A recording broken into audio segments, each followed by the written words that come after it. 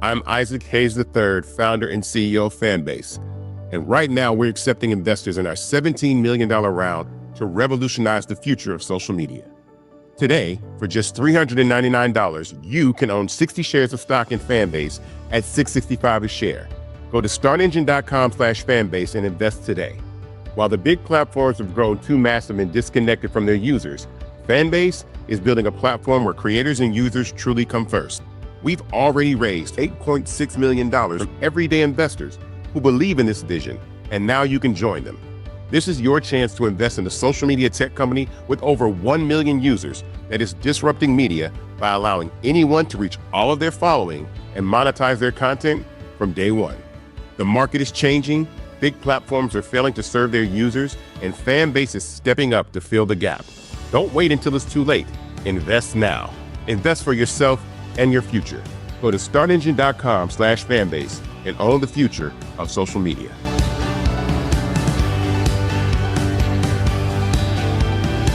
Folks, Black Star Network is here. Hold no punches. I'm real revolutionary right now. Support this man, Black Media. He makes sure that our stories are told. Thank you for being the voice of Black America, Roland. Stay black. I love y'all. All momentum we have now, we have to keep this going. The video looks phenomenal. See, there's a difference between Black Star Network and Black-owned media and something like CNN. You can't be Black-owned media and be scared. It's time to be smart. Bring your eyeballs home. You dig?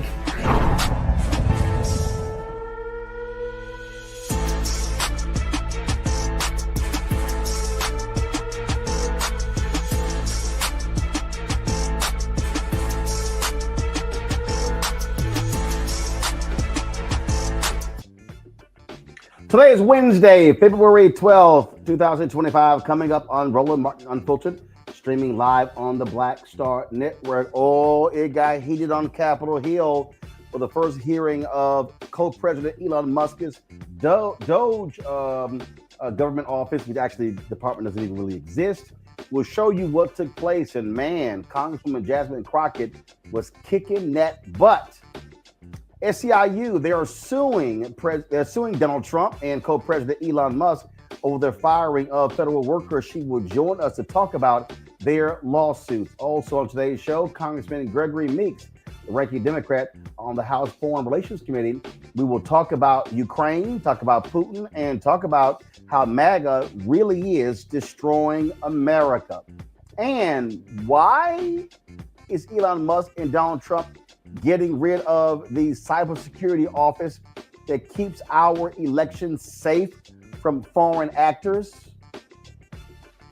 Could it be they want to focus on trying to steal the 2028 election? Man, it's a lot we got to talk about. It is time to bring the funk on Roland Martin Unfiltered on the Black Star Network. Let's go. He's got it. Whatever the miss, he's on it. Whatever it is, he's got the scoop, the fact, the find. And when it breaks, he's right on time and it's rolling. Best believe he's knowing. Putting it down from sports to news to politics. With entertainment just for kicks, he's rolling.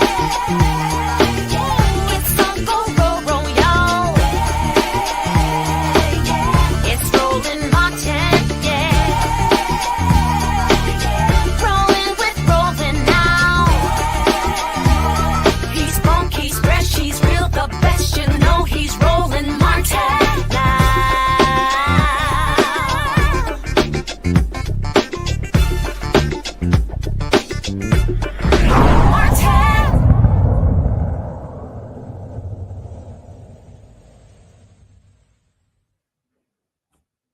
Folks, for 2 hours today in the House, a subcommittee on oversight really went at it when it came to the actions of Donald Trump, the twice impeached, criminally convicted felon con man, and his co-president Elon Musk, talking about their actions regarding this fake Department of Government Efficiency that doesn't actually exist. And so New Mexico Democrat Melanie Stansbury, let's just say Stansbury, she had no problem laying it out in terms of what we're dealing with when it comes to these two crooks. Right. Well, good morning, everyone. Thank you, Madam Chair, and welcome to the very first subcommittee on government efficiency. As was said, this committee is tasked under the Oversight Committee with ensuring that the government and the vital services that it provides, from healthcare to national security, actually work for the American people. And this is certainly a topic that we have worked on for many, many years here in the Oversight Committee, in which I personally have worked on as a former civil servant who worked at the Office of Management and Budget. And in fact, for anyone who has ever worked on these issues, you know that there is ample ground for bipartisan work to make the government work better for the American people and to ensure that it operates in a more efficient manner. And in fact, all of us here on the Democratic side are ready to roll up our sleeves and to get to work.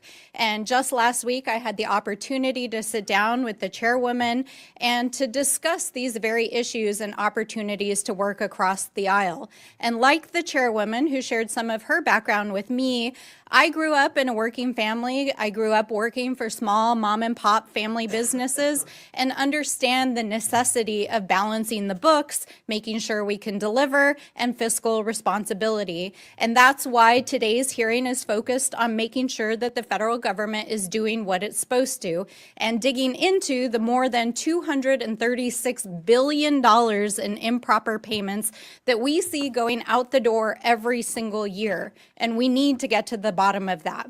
And we need to make sure that we're putting into place rigorous oversight and controls to prevent fraud and abuse, and of course, to go after bad actors. And that is why myself and the Oversight Ranking Member Connolly and other Democratic members of the committee sent a set of bipartisan ideas that we'd like to work on together that would root out waste, fraud, and abuse and modernize and streamline how our agencies deliver vital programs for the American people. These are programs that are important for our seniors and our families and healthcare and the education system, and we need bipartisan solutions to get across the finish line. And we've been trying over the last several years to get these ideas out of this committee, but unfortunately, the committee's priorities have been elsewhere under the current majority. So I hope we can fix that this Congress. But we can't just sit here today and pretend like everything is normal and that this is just another hearing on government efficiency. I mean, all you have to do is look across this room and see that it is not a normal hearing. Because while we're sitting here, Donald Trump and Elon Musk are recklessly and illegally dismantling the federal government, shuttering federal agencies, firing federal workers, withholding funds vital to the safety and well-being of our communities, and hacking our sensitive data systems. In fact, while we were here discussing government waste on the House floor yesterday, Elon Musk was standing behind the Resolute desk in the Oval Office with the president, and the administration was making emergency court appeals to try to unlock his team's access to the Treasury payment system, which they claim they are using to study improper payments, which is the topic of this hearing. But here's the thing. The Treasury payment system, which includes Social Security information and bank accounts for millions of Americans and data that's critical to national security and the operation of the U.S. government, and payments that go out the door annually equal to almost a fifth of the U.S. economy, is not where the payment decisions are made, because that happens inside the agencies that are currently being dismantled. And the people who actually investigate waste, fraud, and abuse at these agencies are the inspector generals, who Donald Trump fired his first week in office in a midnight massacre. So we have to ask ourselves, what is really going on here? Why did Republicans block Elon Musk from appearing before this very committee last week? Why is the administration so eager to allow Elon Musk and his hackers to have access to proprietary and private information in the Treasury payment systems? Why are our colleagues across the aisle shielding them as they are clearly breaking the law? And why is the vice president trying to rewrite the U.S. Constitution by tweet and undermine the judiciary? So obviously, we're in the Oversight Committee and we have a lot of questions, and so do the American people, especially while our colleagues across the aisle are trying to scoop up the savings from the dismantling of these agencies to pay for the largest permanent tax break in American history for billionaires and the folks that they're helping on their side of the aisle. So let me close by saying this directly to Mr. Elon Musk. We are well aware that you are eager to engage with members of Congress on social media, but we're not here to play. If you have serious desire to engage in democracy and transparency, we welcome you to the Oversight Committee. Come and testify in front of the American people under oath, because we want to know what you're up to. So if you're interested in talking to us, then please join us here in the People's House in the House of Representatives. And with that, I yield back. Well, folks, we know Congresswoman Jasmine Crockett. She is never one to be shy. And so she also laid it out and made it plain as best as she could in today's hearing. Madam Chair, and Mr. Talcove, I'm just going to go ahead and pick up where you left off really quickly. Just to be clear, the upgrades that you're talking about as it relates to our data processes, these aren't things that would be free, are they? They would cost some kind of money. Not looking for a number, but they will cost, correct? Some are free and some would cost money. Okay. All right. So I just want to leave it there because we've had a number of these hearings. So I do want to be clear, before the Trump administration came in, this committee did exist in the form of the Oversight Committee, and our task is to root out waste, fraud, and abuse. In that vein, we had a number of hearings, at least last term. I can't speak for any other term as I'm only in my sophomore term. And we dealt with improper payments. And interestingly enough, our chairwoman, who is so passionate about this today, she missed every single one of those improper payment hearings. But just to be clear, I was there. So I don't want anyone to believe that Democrats just come to work and don't plan to do work. In fact, I'm trying to figure out exactly what it is that the Republicans believe our job is, because right now they have relinquished their constitutional duties over to an unelected bureaucrat, someone who no one went out to vote for. And absolutely, he is occupying the Oval Office, as we saw yesterday. And that is a first for me, to see someone occupying the Oval Office who's never actually been elected to the Oval Office and actually answering more questions than the person that allegedly got elected. But for whatever reason, this is the first time we're having a DOGE subcommittee hearing, and that guy's not here. Instead, we have y'all. So I do want to thank you for coming. But I will say this. It's also interesting to me that in the first few days of DOGE existing, we know that they are trying to get rid of the Department of Education, USAID, Consumer Financial Protection Bureau. They're laying off FAA workers. They are going after the FDA, the CDC, the HHS, the FBI agents, and they're talking about getting rid of FEMA. And they brought y'all in. And I am going to say that I actually was shocked that there was only one person that seemed like he was an overt Trumper as you laid out your opening remarks, because I anticipated that at least one of y'all would say, yes, what Elon is doing is exactly what we would prescribe. But instead, I will applaud you because you actually were focused. You talked about what the American people are looking for us to do. We've actually consistently on this side of the aisle promoted this idea of making investments into technology so that we can do things such as, say, look at the Department of Defense. The Department of Defense that takes up approximately 50% of our discretionary income, or our discretionary spending. Approximately 50% goes to Department of Defense. Department of Defense has not been able to pass an audit in the last 6 audits, and we're not talking about pennies. I understand that we want everything to be perfect, and if we could get all waste, fraud, and abuse out, that would be fantastic. But let me talk about the big numbers. The big numbers are on that side. When we look at, say, our entire workforce, our federal workforce, as we're trying to somehow fire all of them, they don't even make up a total of 5%. It's even less than that when we look at our budget. But let's talk about defense. That just happens to be the same side of the ledger that Mr. Musk gets the vast majority of his money from. In fact, at the same time that they were unlawfully, and we will stay in court, because on this side, we believe in law and order. We believe in, a number of us are actually lawyers, but nevertheless, we understand the Constitution. We believe in that as well. And so there's things such as, impoundment, right? Because as Mr. Whitson said, he said, we need to return the power of the purse to Congress. It never left. According to the Constitution, that's where it's at.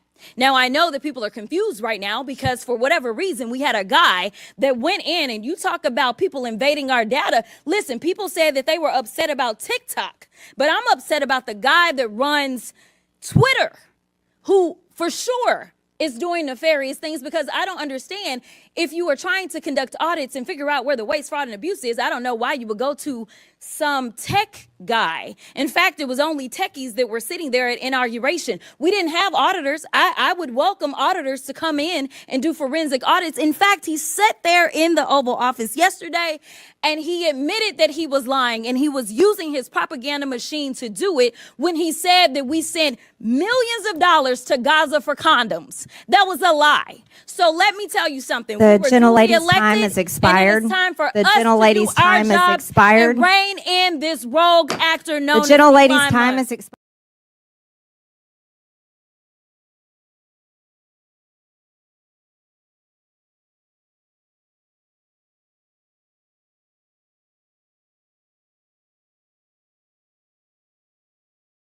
Well, first of all, that's what we would call strong words. That's what we would call someone who actually cares about this country. And man, I love the call out of Congresswoman, that idiot Marjorie Taylor Greene, by saying, yeah, she never showed up at these hearings last time we spoke. Now, folks, what's happening is, and we talked about this on yesterday, when Congresswoman Crockett said that Elon Musk admitted to lying. Now, see, his was also interesting.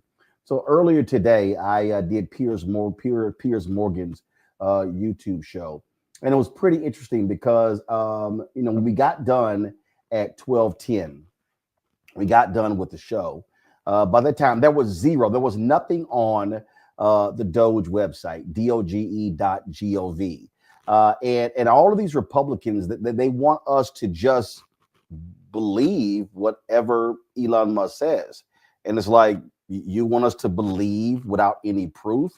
So here's what they've now done. So if you look at their website, what they've now done is just simply put up their tweets. So here's a perfect example of the BS that they've been laying out. Today, the Department of Education terminated 89 contracts worth $881 million. One contractor was paid $1.5 million to observe mailing and clerical operations at a mail center. Did they provide any backup, any proof that these were wasteful contracts? Nope. Then you go in here. Today, the Department of Agriculture terminated 18 contracts for a total of $9 million, including contracts for Central American Gender Assessment Consultant Services, Brazil Forest and Gender Consultant Services, and the Women in Forest Carbon Initiative Mentorship Program. Did they provide us any details, any facts on these programs and what they're about? No, they did not. And again, right here, great coordination across 35 agencies over the last 2 days to terminate 199 wasteful contracts, saving $250 million, including contracts for Asia Pacific, Sri Lanka, climate change mitigation, adaptation, and resilience coordinator services for Forest Service. And it goes on and on and on. But again, no details, y'all. Nothing. Just, take our word for it that this is waste. Well, you mean take your word for it, like when you lied in the Oval Office about the $50 million in condoms that were going to Gaza? Oh, I'm sorry, that was Gaza, Mozambique, to actually mitigate HIV/AIDS. And then Donald Trump further lies because when he was there, he goes, it was $100 billion. He just added $50 more million. Now, we know he is a liar. We know he is a well-known liar, somebody who lies about lies. And this is what is actually happening here. To the Congresswoman Crockett's point, Elon Musk and his team, they are not forensic auditors. They're not. They're just whacking stuff left and right. And so I've made this perfectly clear. And to understand, y'all, these are the impacts. To understand the impacts of these cuts, I'm going to pull this story here up so you can understand. I saw this morning. And this, the story is first USAID death as freeze sees oxygen supplies cut. Okay. This is a story right here. I'm going to pull up Newsweek. This is the story right here. It says a 71, this is according to the Telegraph. You know what? Let me just do this here. I prefer to actually go to the actual source. So the folks at the Telegraph, this is their story. U.S. aid freeze claims first victims as oxygen supplies cut off. What the story says here is that a 71-year-old woman in Myanmar, a refugee from Myanmar, living in a displacement camp in Thailand, she died 4 days ago after she was discharged from a USAID-funded healthcare facility operated by the International Rescue Committee. She is thought to be one of the first people to have died as a direct result of Washington's decision to freeze all funding for aid projects for 90 days. This woman here was sent to the hospital in the last 3 years because she was dependent upon a supply of oxygen. The story says right here, the organization operates clinics that cater to roughly 80,000 people in 9 refugee camps close to the Myanmar border. That woman is now dead. She is dead. And there are others who have died. Now, I know we have arrogant Americans who go, well, not our problem. But the fact of the matter is, there are people around the world, more who are going to die. Trump wants to cut off support for PEPFAR. We told you, the head of the United Nations AIDS Agency says that happens, upwards of 7 million people will die over the next decade of HIV/AIDS. In fact, right now, remember when Republicans were blasting President Obama? How dare you leave our people in Benghazi? How they slammed President with President Biden with the troop withdrawal in Afghanistan. How dare you leave people who have been helping the United States? Well, right now, individuals who were helping the United States in the Congo, one talked about fleeing the Congo because they froze the cuts. They literally froze the cuts. I'm going to pull this up because this is real. These are people's lives. These are people who are now being targeted as a result of the action. Look at this tweet. USAID employee outlines their escape with their family from Congo as Trump admin dismantles USAID structure in DC. The chaos of the Trump administration's haphazard and extra constitutional shutdown of USAID has caused my family and me immense emotional distress by contributing to the already intense sense of panic and uncertainty of the riots in Kinshasa. My family has left behind our home and all of our belongings as a result of our service to the United States of America overseas, and we have been harassed through a combination of malignant, violent rhetoric and threats of financial ruin from the officials affecting this shutdown. Trump administration officials have cut off my agency's capacity to pay me what I am owed. I have undertaken significant cost and liabilities in good faith reliance on the government's obligations to my family and me for my service. These obligations, including cost of living allowance, special evacuation allowance, meals and incidental expenses, and hotel costs, have not yet been paid or reimbursed, and it is unclear at the time of writing whether they will ever be paid. Despite my need to make long-term financial and other commitments regarding my life and lifestyle, the agency that employs me makes unexplained short-term threats to my employment with no indication of any plan for what I can expect in the coming days, let alone in the coming months. These are people who have been working on the behalf of this country. And this administration has screwed them. This administration has let them hang out to dry.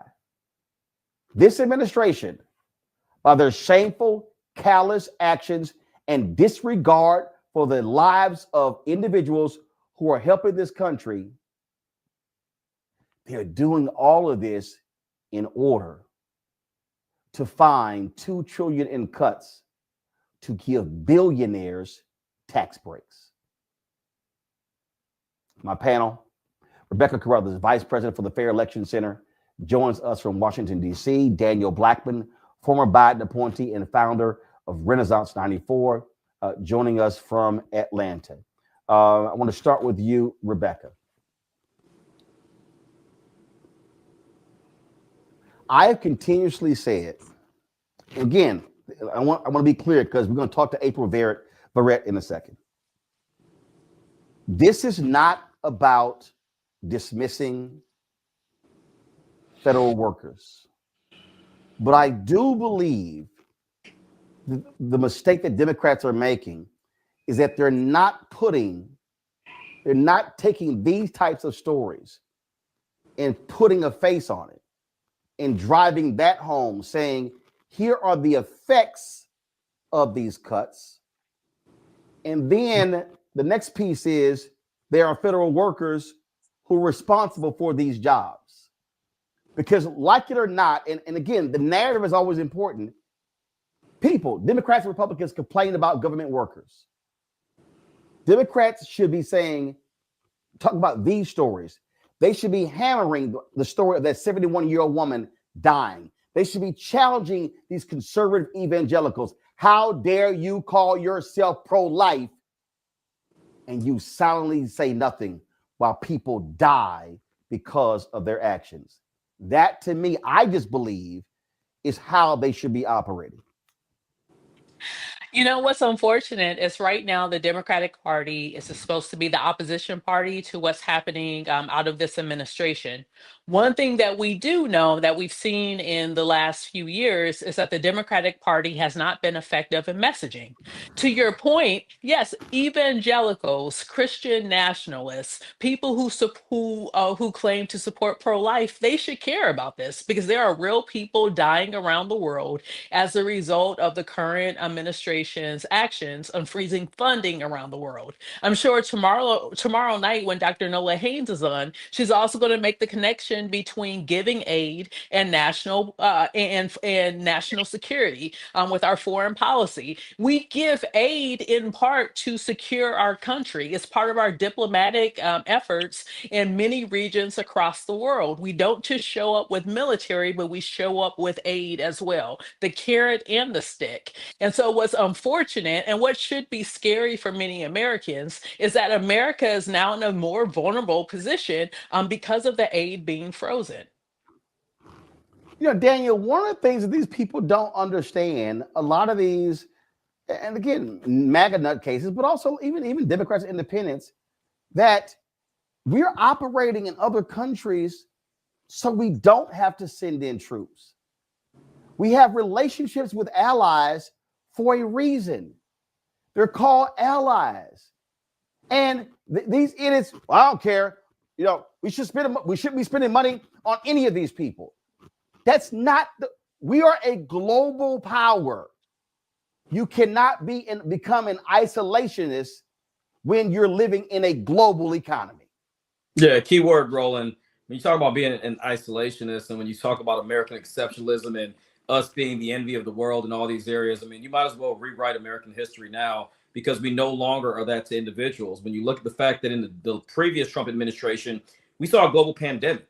What happens when countries like Africa continue to suffer, where HIV I'm sorry. Countries in Africa. Africa's a countries in Africa. It's all good. Thank you for that, brother. But when countries throughout Africa, where individuals are reliant on aid with USAID for treatment for illnesses and diseases, look, Georgia just lost one of our best, in my opinion, presidents in Jimmy Carter, who till his death fought for vaccines and to fight malaria and HIV throughout the continent.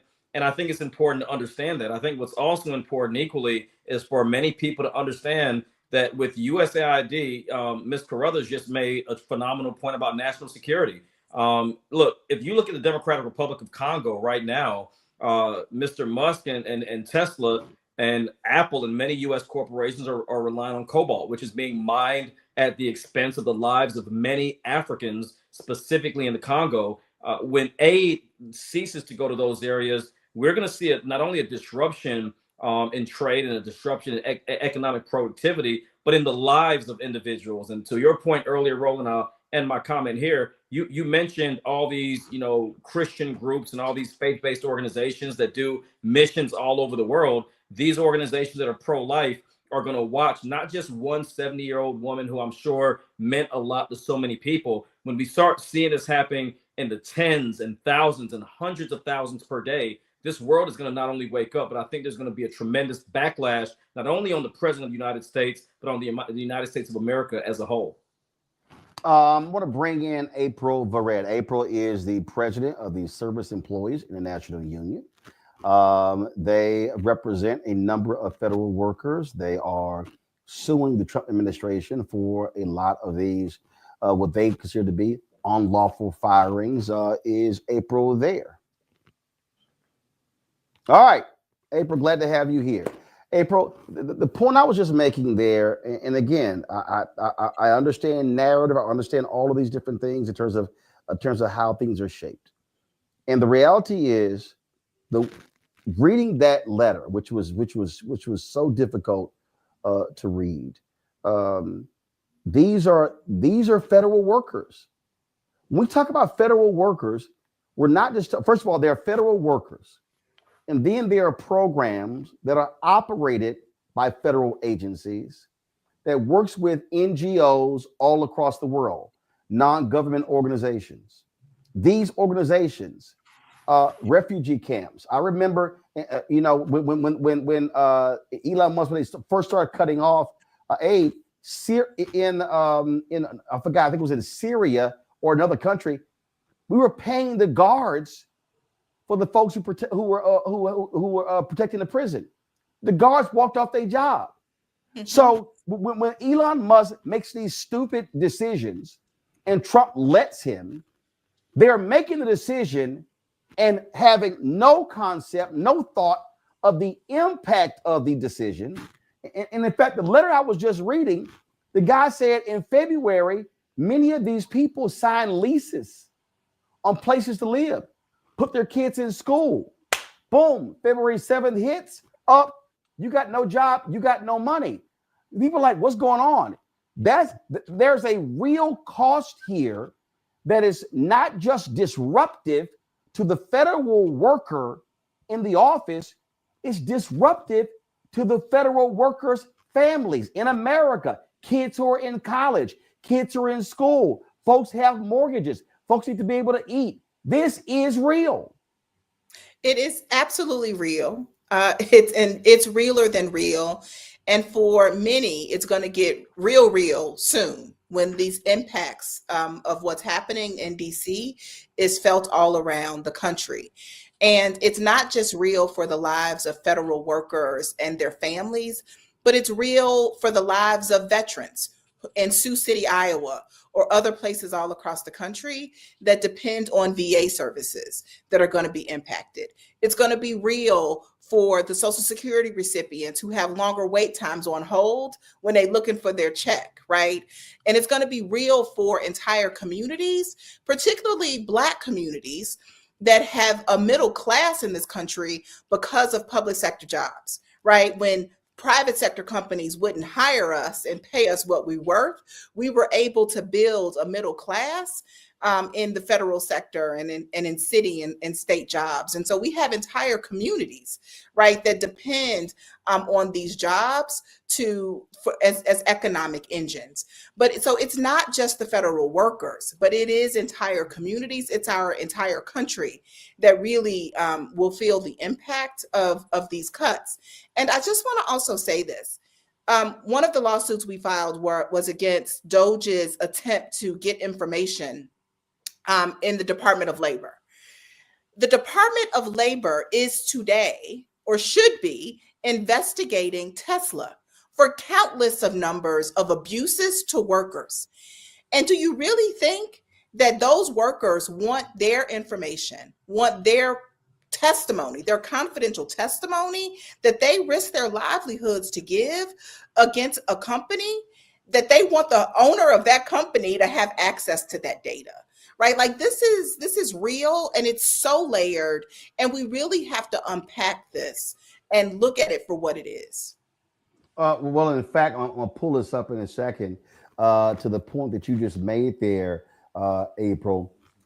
There are a number of federal agencies that have been investigating Elon Musk and his companies. This here was a graphic that Senator Cory Booker shared a little bit earlier on Twitter. And here's the graphic. Musk businesses benefit under Trump shakeup. And it shows you on the left side federal investigations, and it shows you on the right side regulatory battles. For the folks who are listening who can't see this graphic, these are the various federal agencies that have investigations into Elon Musk companies.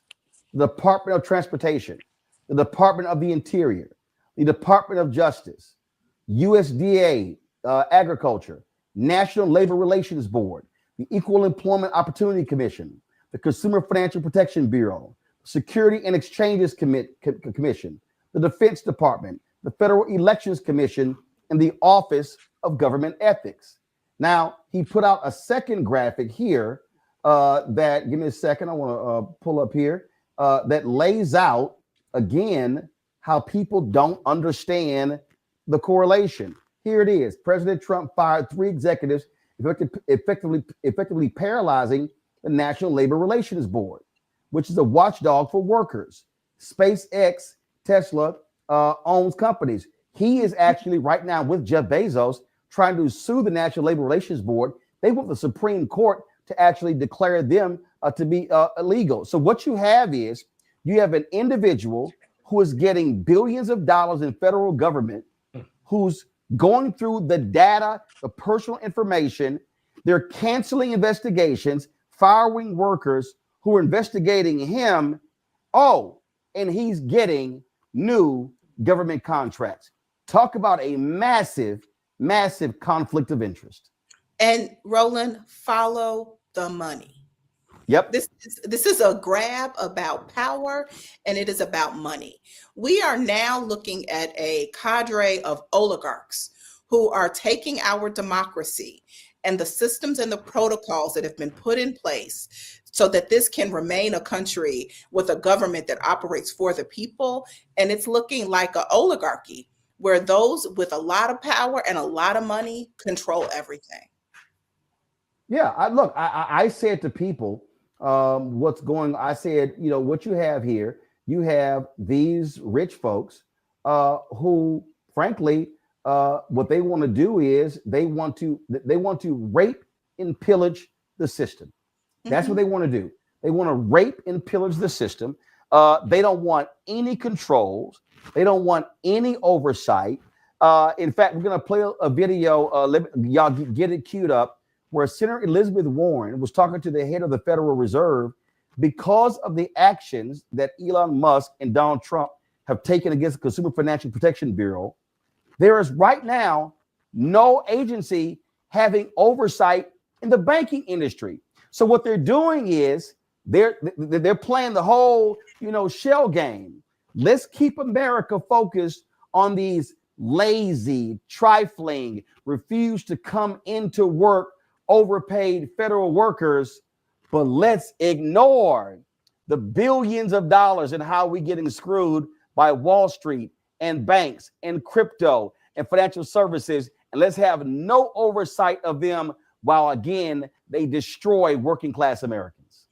That's absolutely right. And I just want to remind folks, there is no healthy democracy on this planet that does not have, to bolster it, a healthy, vibrant worker movement.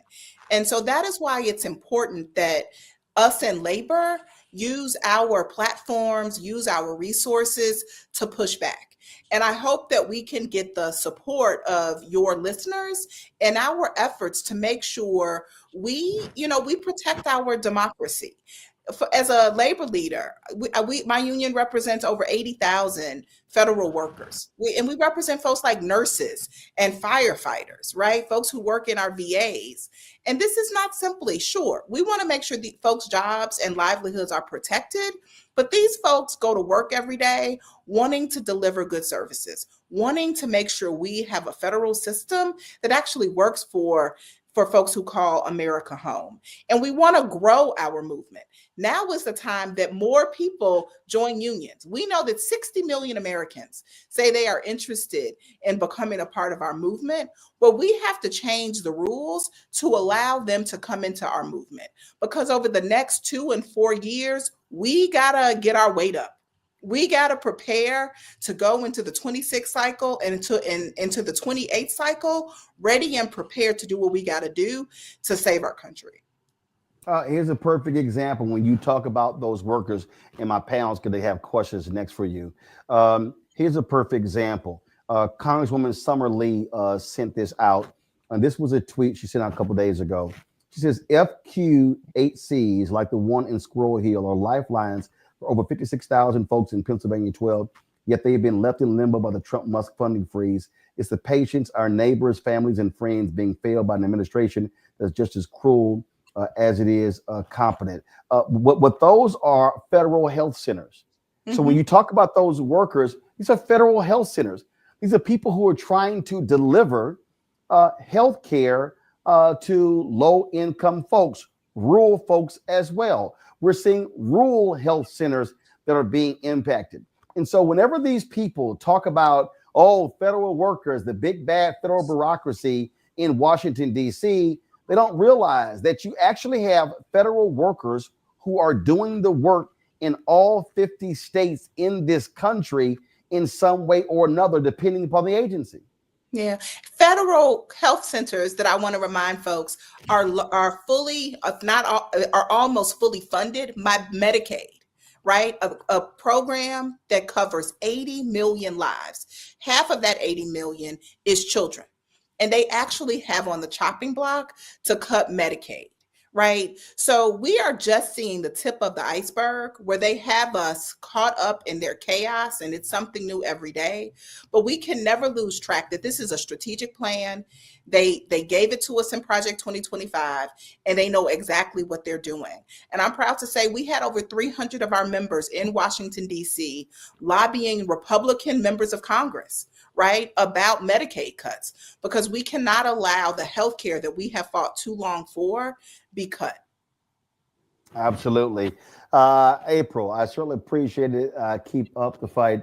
And again, I want people who are watching and listening. We're talking about people who, if they're public servants, federal workers are public servants. They have families. They have kids in school. They have husbands. They have wives. They have partners. And so when you talk about the actions that they're taking, you literally are disrupting not just 2 million federal workers. You're disrupting millions more people. Indeed. Thank you so much, Roland. It was Appreciate great. it. Thanks a lot. Folks, quickly, let's go to Congressman Gregory Meeks of New York, the ranking member on the House Foreign Relations Committee. Congressman Gregory Meeks, is always glad to have you here. Republicans today announced they want to make some $800 billion in cuts to Medicaid. They want to cut SNAP benefits by 20%. This was a chart that was put out earlier by the folks with blackdemographics.com.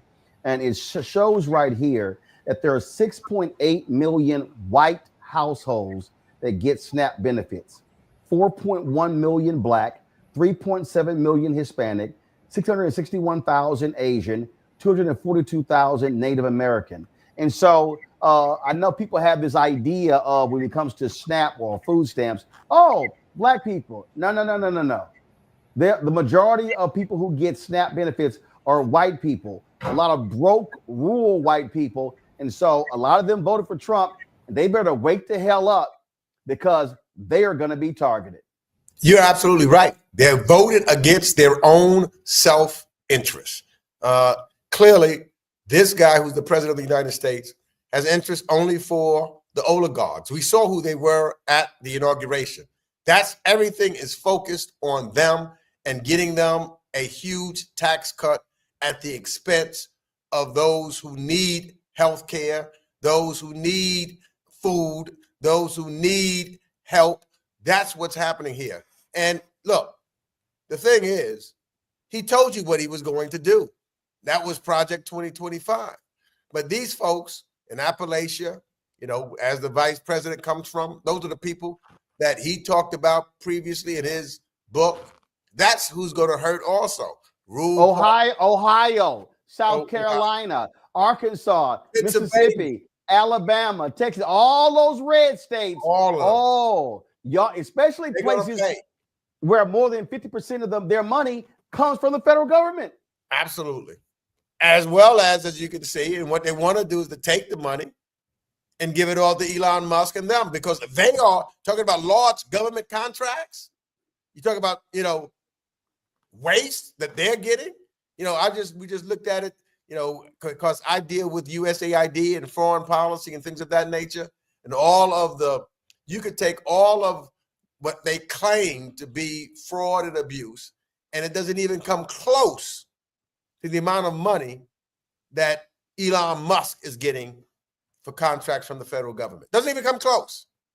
Well, and let me be perfectly clear. I have no problem. I have no problem whatsoever with government waste being cut. What we do know is that the government agency that has the most waste, that has failed 7 consecutive audits, is the Department of Defense, where we are approaching spending close to $1 trillion.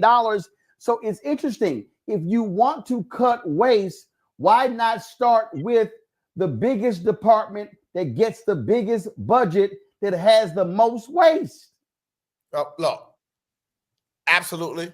But the first thing you do when you don't really want to do the right thing and you want to hide what you're trying to do, and it's the first thing that Donald Trump did, is what? Get rid of all the inspector generals so that you're not looking at them. You're not watching what they are doing. So anybody that was in place to be and hold accountable for transparency, the first ones he got rid of were all of the inspector generals. There is something. And then you look at the character of the man who's the president. Look at his businesses. 8 times he had to file bankruptcy. And how he ripped off the average everyday worker. And yet, you don't want to look at what he promised during the campaign to bring down inflation.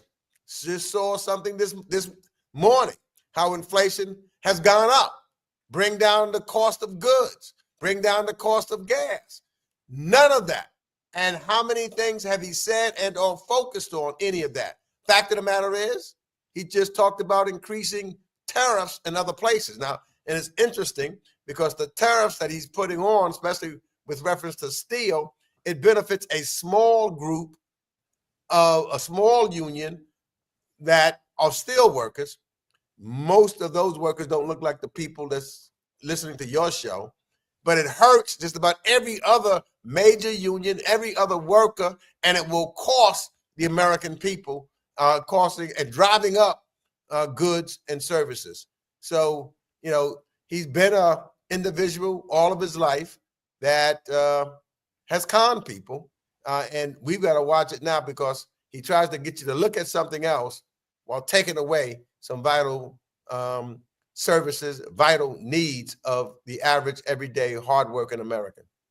Got to ask you about what we heard today. Trump says he talked to Putin about negotiating an end to the war. Then he says, oh, now I'm going to call the Ukrainian president. How do you not have the Ukrainian president on the line? And then the grossly unqualified defense secretary, Pete Hegseth, just gives it away, saying, yeah, we're not going to go back to the pre-war lines. And also Ukraine can't come into NATO. I mean, my God, you give all that away before you even negotiate? Yeah, look, we knew going in and from the last administration that him and Putin are boys. And he's going to try to give Putin whatever he wants. Now, I happen to have talked to a number of legislators from the Ukraine, and they're looking at the fact that they may not be able to depend upon America, as well as NATO and European allies. They're looking at the fact that they may have to look someplace else. Where else will they look? They probably will have to depend upon China. And China is locked in with Russia. But our national defense now, because we know, is at stake, because we know that Russia won't stop. But what's the similarities? Well, when you listen to Trump, he sounds a lot like Putin, because why would he tell Putin to move out of territories in Ukraine when he's told the American people in the world he wants to take Greenland, he wants to go in and take Gaza, he wants to take the Panama Canal back? You know, so he is moving forward in a similar pattern, or wants to move forward in a similar pattern that Vladimir Putin has done with his aggression in Ukraine, in Georgia, and he won't stop there. Questions for the panel. Rebecca, you first. Thank you so much for being on the show tonight, Congressman Meeks. One thing that we noticed, speaking of China, is that over the last decade, they've made quite an investment in the global South. What happens to America's foreign affairs position if China is making great impacts and investment in the global South, and the United States is appearing to refuse to do so under this administration? Well, we lose. Clearly, we isolate ourselves and we're by ourselves, and the American economy suffers as a result. Prices go up. Allies leave us. And they would love, all of our allies in the global South would love to deal with America. But when we do what this administration wants us to do, and we're destroying our allies, and we just, in fact, making or punishing them, they have no choice but go to China. China then has more involvement in the global South at our expense. And that also endangers our national security. Daniel. Yeah, Representative Meeks, one of the questions that I have, I think, is really on the federal side, sir. I have a background working in the federal government. And when you look at career employees that are not only being asked to take a mandatory absence of leave, what does it mean, in your opinion, and what you are privy to, for us to have a non-functioning, fully operational federal workforce? And what could that mean ultimately for setting us back? We're talking a lot about what DOGE has been doing internally, how USAID has impacted us globally. But what does it mean internally for the functionality of our federal government and workforce? Government would fail. It would work. It's basically a shutdown. You know, we are facing in March, you know, when budget comes up, you know, where the Republicans could be shutting down the government, but they're shutting it down now. When you talk about not, you know, allowing our federal workers to continue to work and move forward, that's basically, he's shutting down agencies, shutting down USAID, shutting down CFPB, looking at shutting down education. It's a government shutdown. Nobody is able to work. So what he is doing is, in effect, shutting down the government now, and doing it in a way that is against the Constitution of the United States of America. That's right. And here's where, to me, my Republican colleagues is just have a complete dereliction of their duties and responsibilities, because we're supposed to be the checks and balance, and it's not happening. And if they want to make some of the changes that they're talking to, they have to come to Congress, because all of those things were put into law by Congress and protections therein. We don't have Congressman, let me also ask you this here, and that is here. And listen, Democrats have gotten lots of criticism from progressives, from Democrats, from liberals, saying there's an uneven message that's coming out, that it's incoherent, it's not consistent. One of the things that I said earlier today, and this has been one of my criticisms, is that Democrats are not leading with people who are going to be impacted. And so what's happening is, if it becomes a Washington, D.C. conversation, I believe it's a losing conversation. So you take what happened to this 71-year-old woman from Myanmar who died in Thailand in the refugee camp. This woman depended upon oxygen being supplied by a organization that got money from USAID. That woman died 4 days ago. To me, that's the result of these actions. And so, what are y'all talking about in terms of how do you improve messaging? How do you cut through a bunch of the stuff that you're hearing coming from Elon Musk and Republicans, so people begin to understand the impact? How do you make it less wonky, less Washington, D.C. centric? And as Joe Madison said, you got to put it where the goats can get it. So a couple of things, particularly for our community. Roland, I also chair the Congressional Black Caucus's Political Action Committee. And what we're going to be doing, and what we're looking at right now, is going into congressional districts where especially there are 10% or more African Americans in them, and taking the message right there. And we will be adopting those districts and those areas, talking to the people directly. And here's something that I need to talk, because I've been talking to some in the media, black media. Here's where you will play a huge role, because you know and get into the individuals who need to hear the message and need to understand, and you know how to relay that message. Because quite frankly, a lot of the folks that we have been messaging to, if we're just doing it on MSNBC or CNN or something like that, and not doing it on your shows where people are listening to you on an average everyday basis and in these communities with black media, then we're going to miss the boat. So we're in the process of trying to raise our own money so that we can then sit down with you and others in the black media and get budgets together, so that we're not waiting until 2026 to deliver a message. We start right now. So we're doing that. We're going to be asking, folks who've been our donors, et cetera, to double down so that we can deal exactly with you and black media, and going into those places, adopting them as communities where they don't have a member of Congress who look like them, or they may not even have a Democrat in those committees or in those communities. And we can then get them ready, hear them the message, get them mobilized, get them to understand exactly what's happening and what's at stake in this next election, but not even waiting for the next election. Because in every local election, there's other elections that's taking place in 2025, mayors, council people, aldermen, assembly people, all of that is taking place now, but we've got to go to where they are. Something you talk about all the time. Mm-hmm. Go to where they are, and with black media who knows and are listening, and people are listening to you, your show, and shows like it, so that we can make sure our message gets through and break it down to its common denominator so they understand. And last point before you go, also, not just go to them, but also, are y'all also considering, and I've seen this done before, literally holding hearings? I don't care if Republicans don't show up, holding hearings in cities and towns and having regular, ordinary people testify about how these cuts are hurting.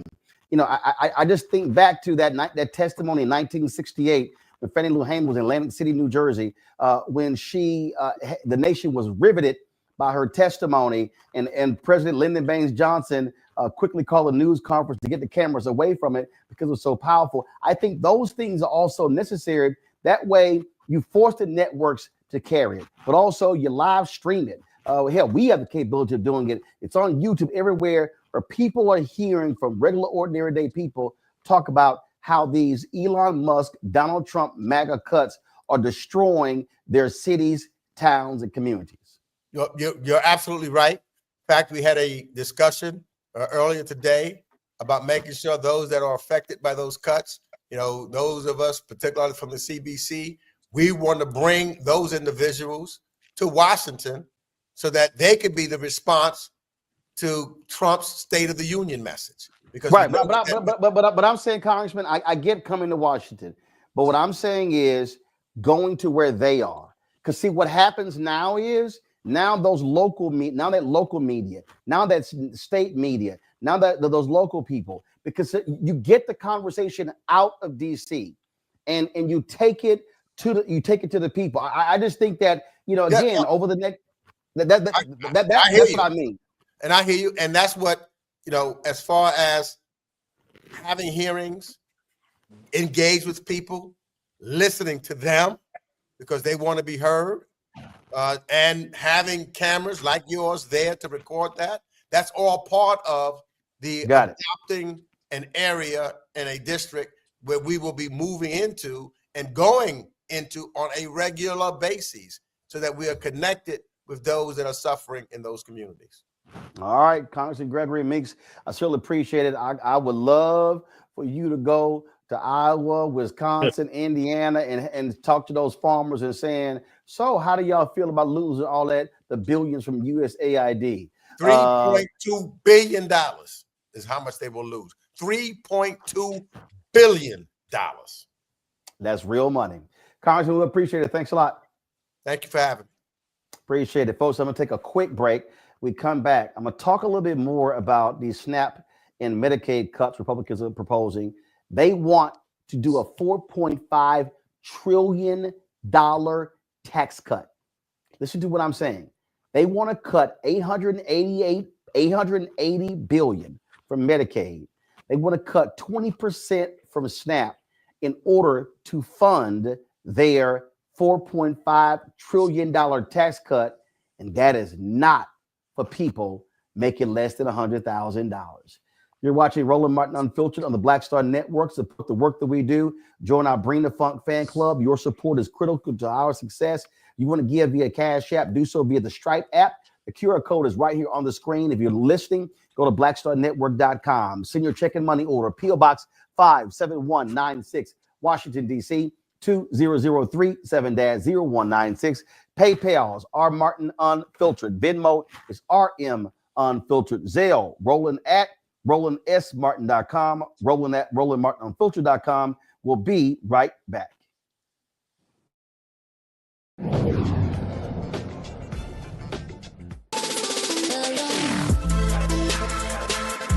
Hey y'all, welcome to The Other Side of Change, only on the Black Star Network and hosted by myself, Bria Baker, and my good sis, Jamira Burley.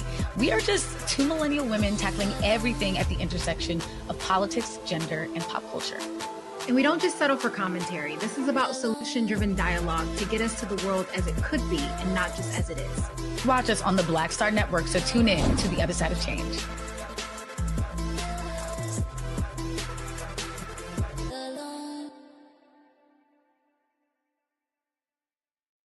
Hello, I'm Isaac Hayes III, founder and CEO of Fanbase. And right now we're accepting investors in our $17 million round to revolutionize the future of social media. Today, for just $399, you can own 60 shares of stock in Fanbase at $6.65 a share. Go to startengine.com/fanbase and invest today. While the big platforms have grown too massive and disconnected from their users, Fanbase is building a platform where creators and users truly come first. We've already raised $8.6 million from everyday investors who believe in this vision, and now you can join them.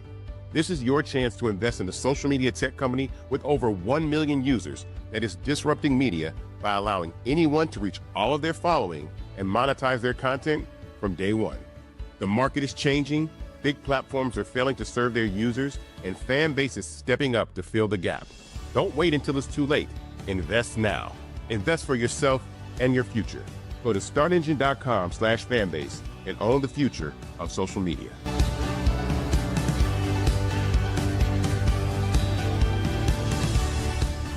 Hey, this is Motown recording artist Kim. You are watching Roland Martin Unfiltered. That boy, he always unfiltered though. I ain't never known him to be filtered. Is there another way to experience Roland Martin than to be unfiltered? Of course he's unfiltered. Would you expect anything less? Watch what happens next.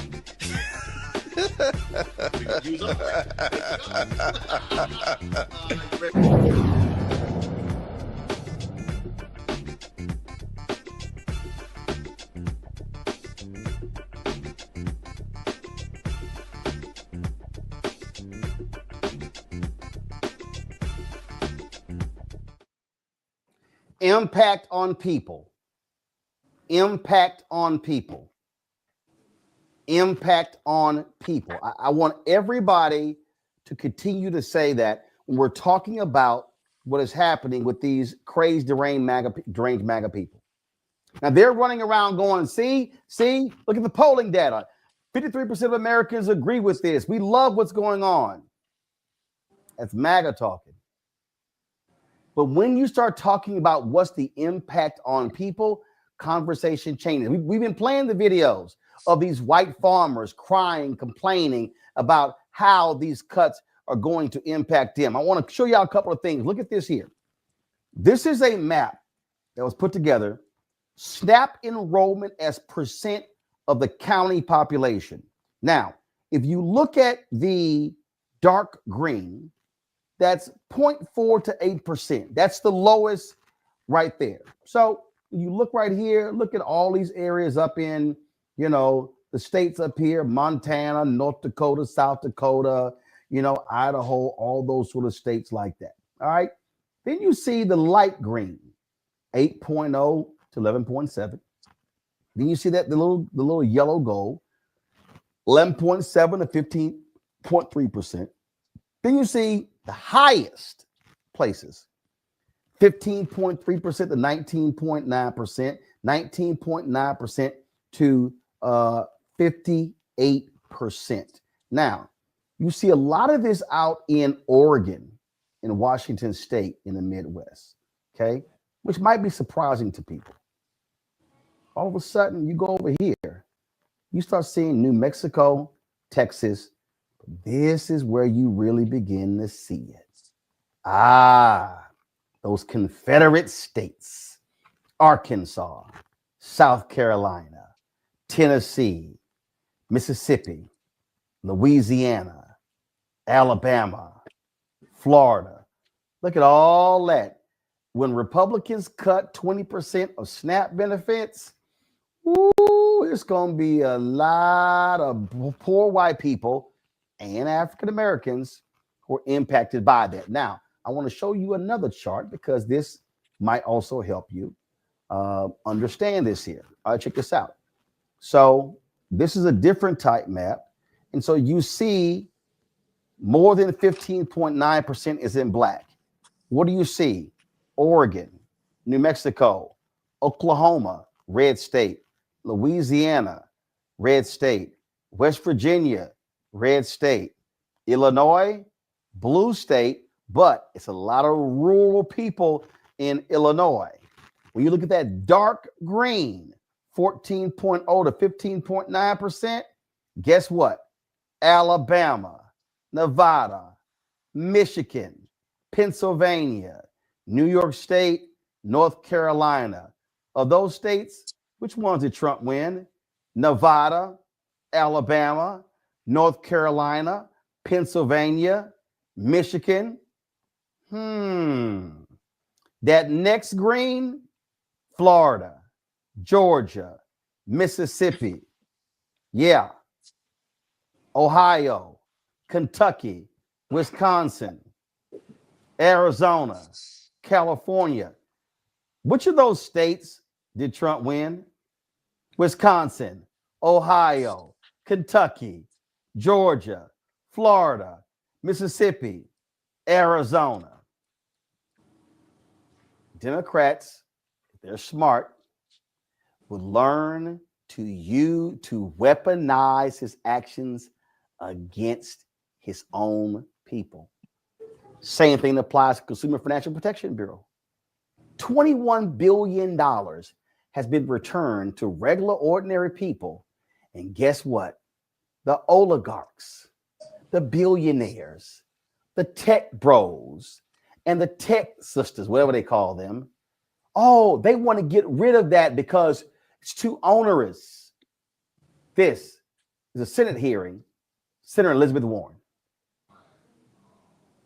If the CFPB is not there examining these giant banks to make sure they are following the laws on not cheating consumers, who is doing that job? I can say no other federal regulator. No one, in other words.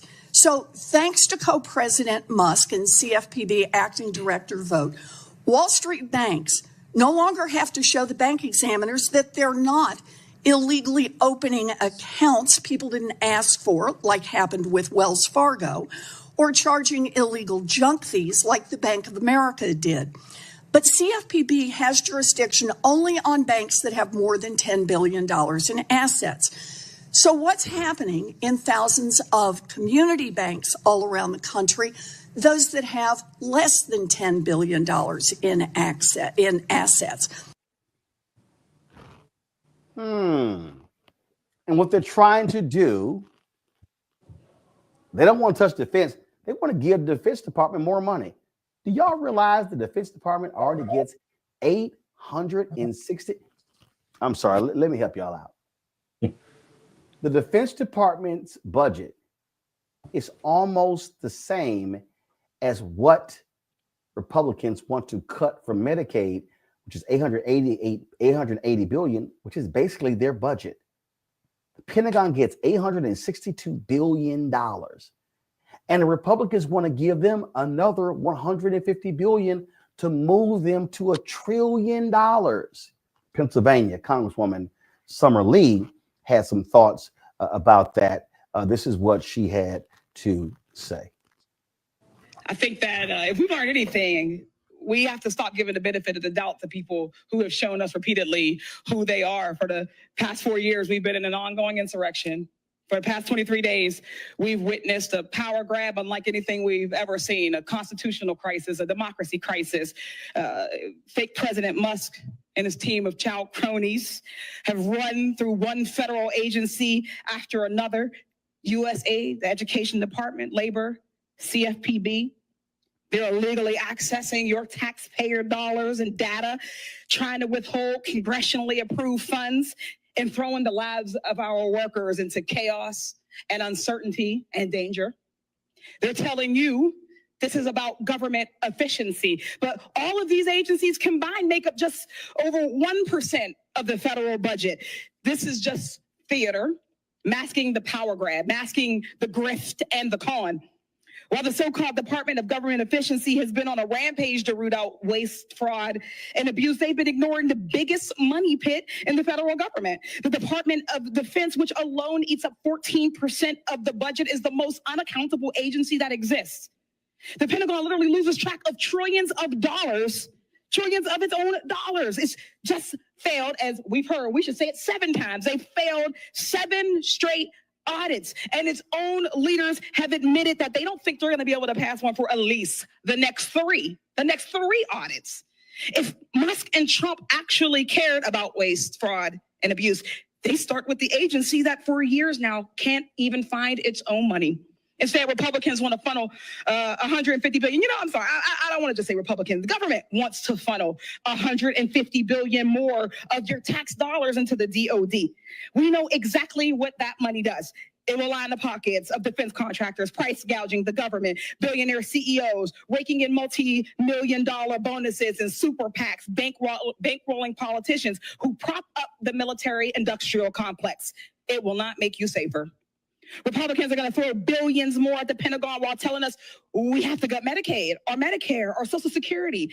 They'll hand Raytheon and Lockheed a blank check while claiming there's just no more money for hospitals or for your public schools or for our housing or for food assistance. There's always more money for war, though. There always seems to be more money for weapons, always more money for the people who already have too much money. But when it comes to feeding kids or ensuring that our seniors have everything that they need, healthcare, or standing up for consumers who've been ripped off and making sure families can afford to make their ends meet, suddenly that's excess, that's inefficiency, that's DEI. If DOGE was serious about cutting waste, they'd be on the front lines right here with us today, fighting against the billionaires who are funneling this money into the Pentagon while everyone else survives on scraps. We all want more efficient government. We all want quality health care, clean air and clean water. We want housing costs to not skyrocket. We want affordable eggs and groceries. We want safe communities. A bloated military budget gets us nowhere closer to that. Maybe DOGE should look into that, but I won't hold my breath. Well said, Daniel. But I won't hold my breath. I mean, there's nothing more to say. Look, the sister said 3 words that I think, just sum up this entire situation: waste, fraud, and abuse. And Roland, you're absolutely right. Since I've been listening to you for as long as I can remember, including more so since this administration, we've got to tell that story. We can't continuously know and understand. When you mentioned the Department of Defense, we've always known the amount that the Department of Defense have had. We've always known that they haven't passed audits. The American people need to know that. We're holding people more accountable when it comes to interest rates and purchasing their first home than we're holding an entire department that is reliant on getting more money and wasting more. You talk about this miscellaneous number of 50 million for condoms.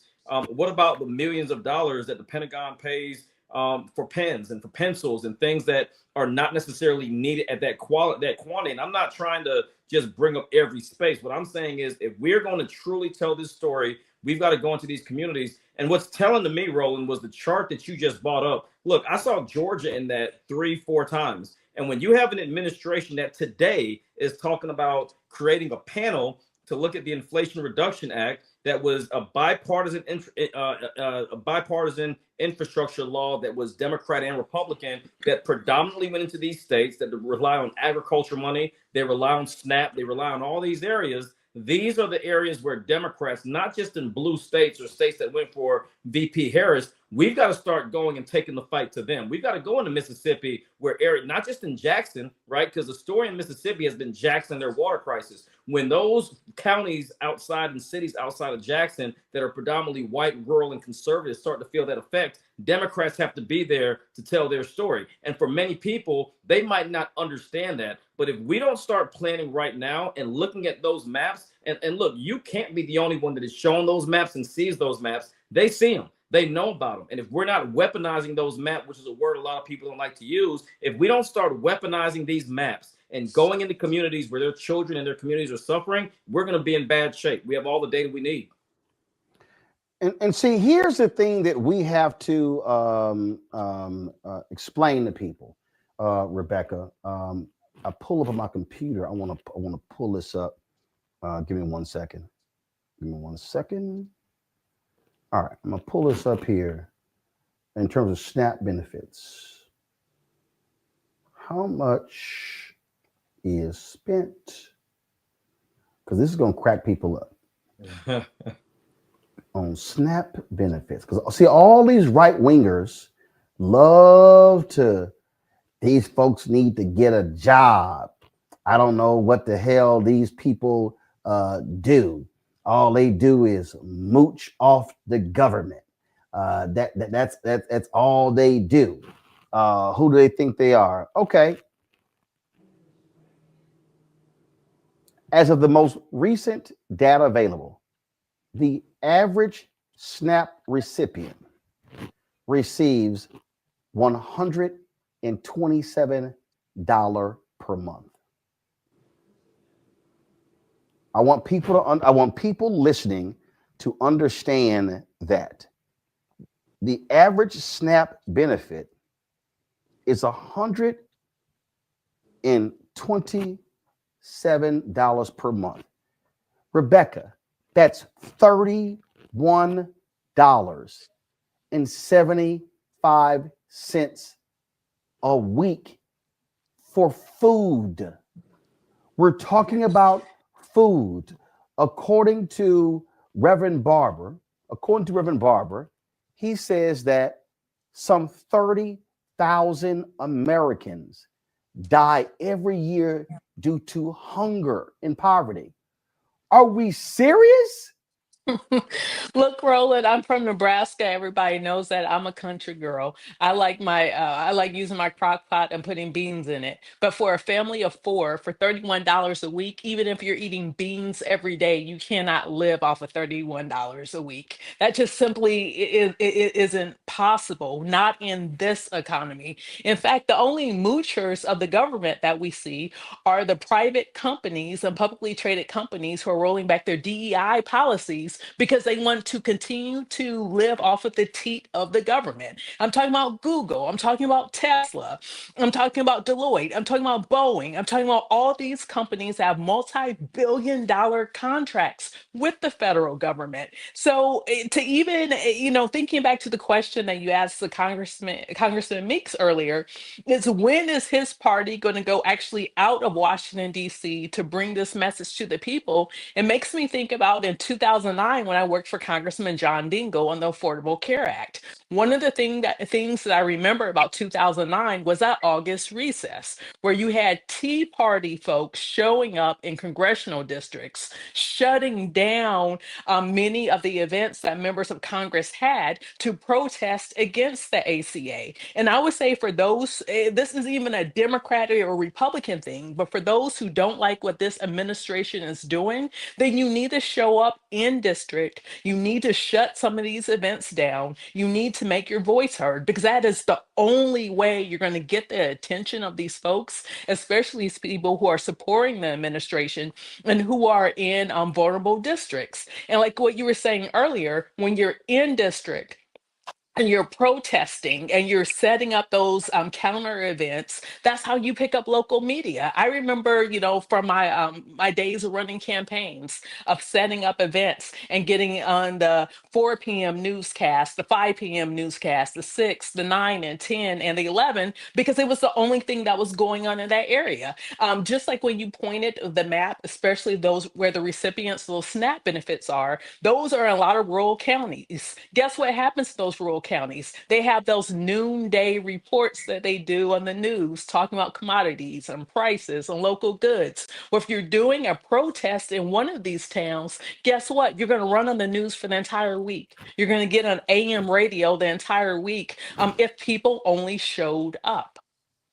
And here's Speaker Mike Johnson, so-called conservative, so-called pro-lifer, saying, yeah, our cuts going to be for these, we want to make these cuts in SNAP and Medicaid.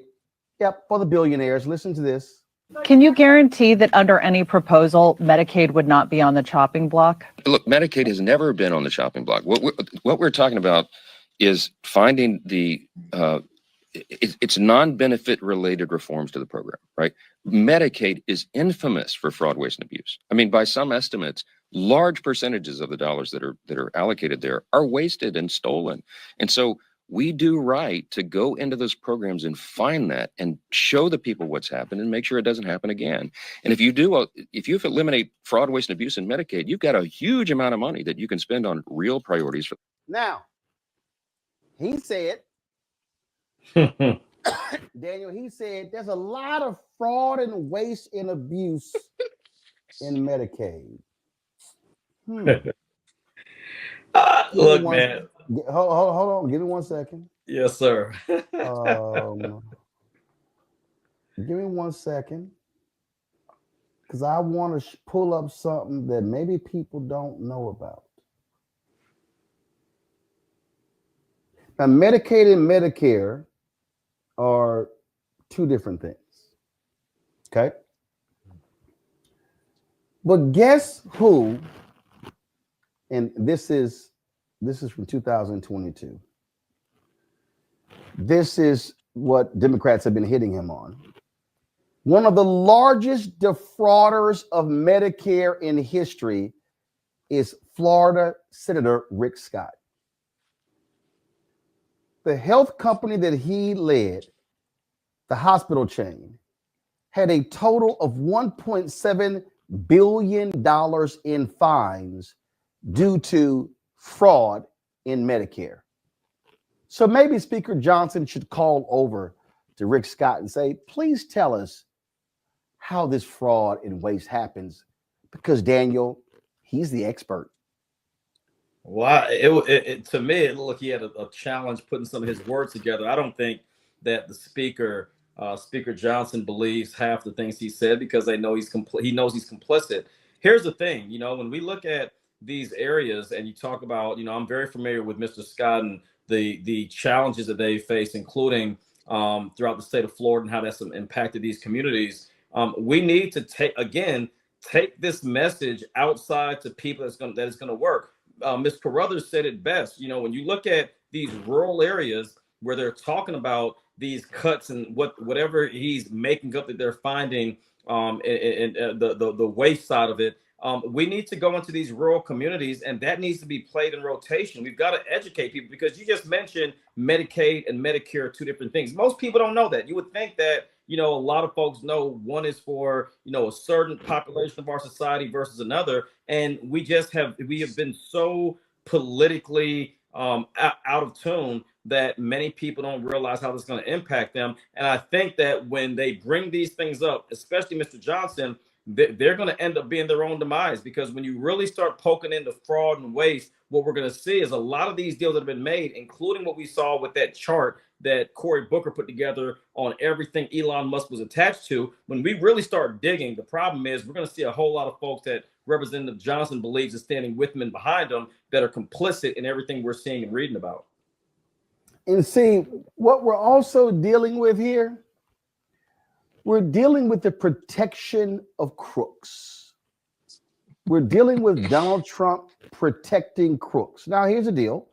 One is innocent until proven guilty, but his DOJ has ordered prosecutors to drop the corruption charges against New York's Mayor Eric Adams, who groveled and begged Trump for a pardon. He got the dropping of the charges. But today, they announced that this thug, Vince McMahon, oh my goodness, they announced that prosecutors are dropping the federal investigation into the allegations that he covered up sexual misconduct. Now, here's what's crazy. The Second U.S. Court of Appeals in New York ruled, they upheld that McMahon's former attorney improperly withheld documents from a federal grand jury. The grand jury was investigating how McMahon managed multi-million-dollar settlements with two female employees who accused him of sexual abuse. The appeals judges also indicated that the grand jury explored whether the 79-year-old broke the law by concealing those allegations. Now, here's what's crazy. A judge actually ruled that there was enough evidence to go forward to trial with this. But Rebecca, not only is Vince McMahon a supporter, his wife is Trump's pick to lead the Department of Education. So basically, if you are a rich person or you are a politician and you want to grovel towards Donald Trump, it's open season. DOJ, drop those charges. Well, so here's the thing, and this is what I need the audience to understand. There are many layers in government. So everyone has heard, just a quick civic 101, check and balances, right? The idea of check and balances was actually taken from Native Americans, and our quote unquote founders of this country decided to put that into our government. So the check and balance on the executive branch, which is Donald Trump, is the legislative branch. The legislative branch is Congress. The check and balance of Congress is enacting is the judiciary, the judicial branch, which is one reason why Trump is saying that there is no such thing as judicial review.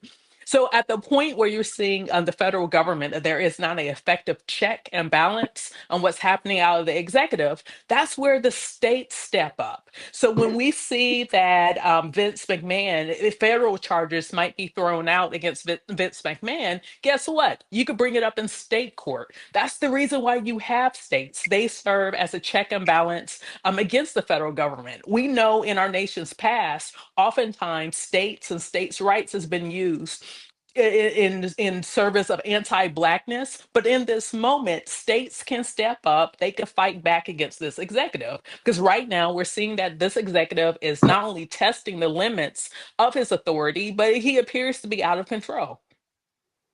Daniel? Yeah. Hey, look, I'm going to go back to what you said, Roland.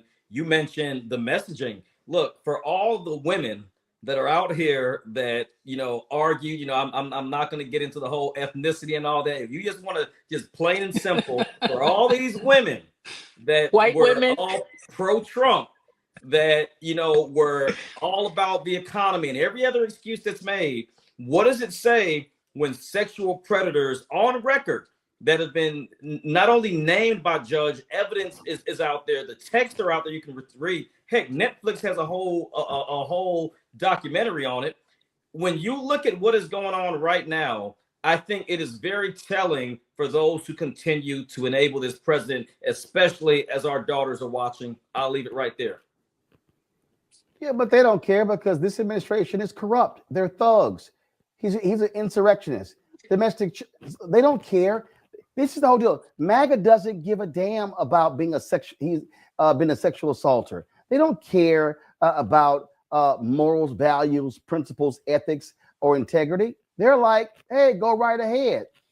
We are dealing with a lawless individual. So the party of so-called law and order, no, it's unlawful in disorder, Rebecca. And so I was giving a Black History speech last week, and in my speech, I start talking about the difference between totalitarianism and authoritarianism. And what we're seeing playing out is totalitarianism. It's usually a charismatic leader, aka a celebrity, who is now doing things, taking over government in such a way that he really should not be allowed to do.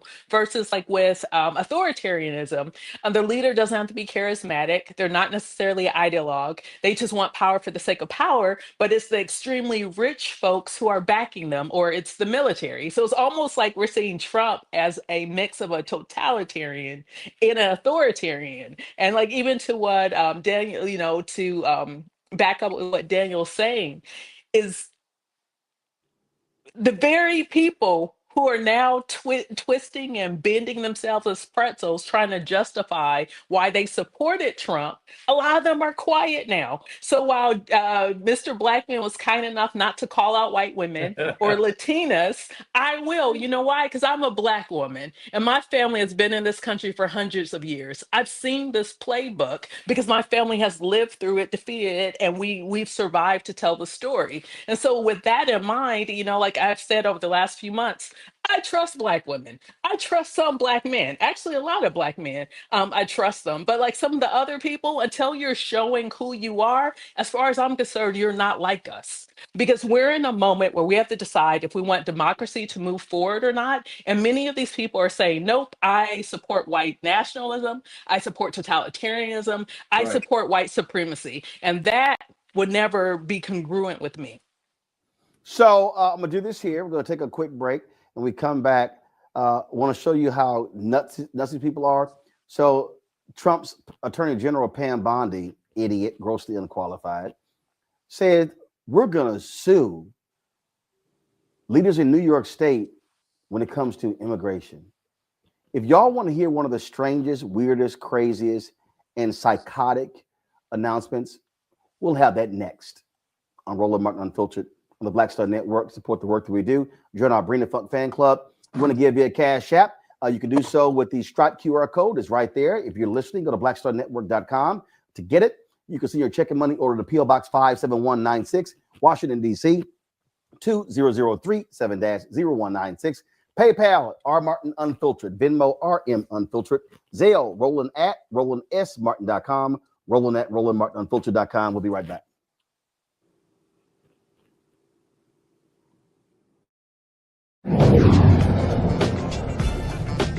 Coming soon to the Black Star Network. Well, y'all, when you're on that stage, or when you're and you're seeing 2 and 3 or 4 generations in the audience, that's got to speak to you about the power of what y'all have become. Oh, most definitely. I think we were doing our show before our break, And remember, I was watching this kid. I could not take my eyes off him because he was about 9 or so. He was sitting in the front row with his, over on the with right-hand parents. side. Yes. I was amazed that this kid knew everything, and I was like tripping to see how many songs this kid actually knew. And he knew them all. And he knew them all. We had to go over there and bring him on stage and take a picture with him, you know, at the end of the show and stuff, because it was just that amazing. It's like, this is crazy. You know, the music travels everywhere, you know, like what Philip was saying, seeing this young kid, then you hear our songs on commercials, cold commercials. Then you have the younger ones that hear our music in animation.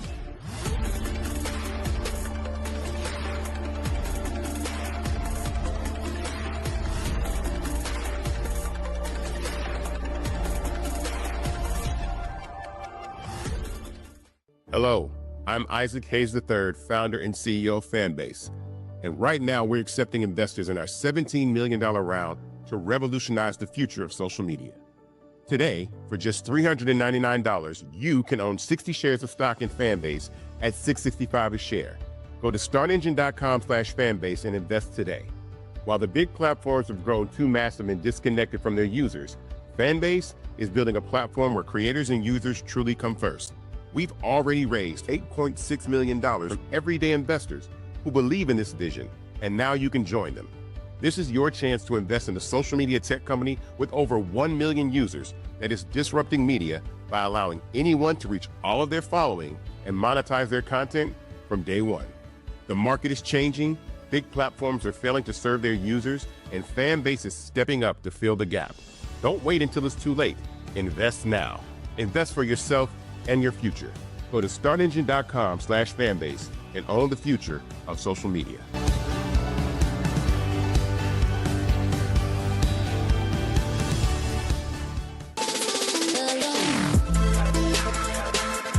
Hey y'all, welcome to The Other Side of Change, only on the Black Star Network and hosted by myself, Rhea Baker, and my good sis, Jamira Burley. We are just two millennial women tackling everything at the intersection of politics, gender, and pop culture.